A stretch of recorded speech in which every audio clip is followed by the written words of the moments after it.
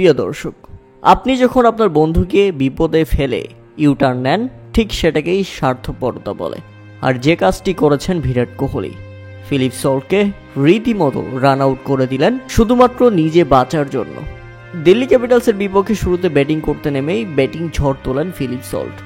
ইনিংসের চতুর্থ ওভারের ঘটনা ছিল সেটি। আপনি জানলে অবাক হবেন যে 3 ওভার 4 বলের মধ্যেই আরসিবি তাদের স্কোরবোর্ডে 61 রান তুলে ফেলেছে শুধুমাত্র ফিলিপ সল্টের কারণে। 16 বলে যখন 37 রানে ব্যাটিং করছিলেন ফিলিপ সল্ট, এমন সময় ঘটে যায় বিপত্তি। অপ্রত্যাশিতভাবে রান আউট হয়ে যান ফিলিপ সল্ট।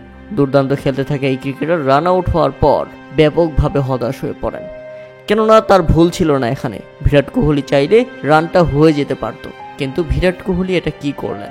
রান নেওয়ার জন্য দুই ব্যাটসম্যান স্বাভাবিকভাবেই দৌড় শুরু করেন। ফিলিপ সল্ট যখন মাঝ পথে চলে আসেন, ঠিক এই মুহূর্তে ইউটার্ন নিয়ে নেন বিরাট কোহলি।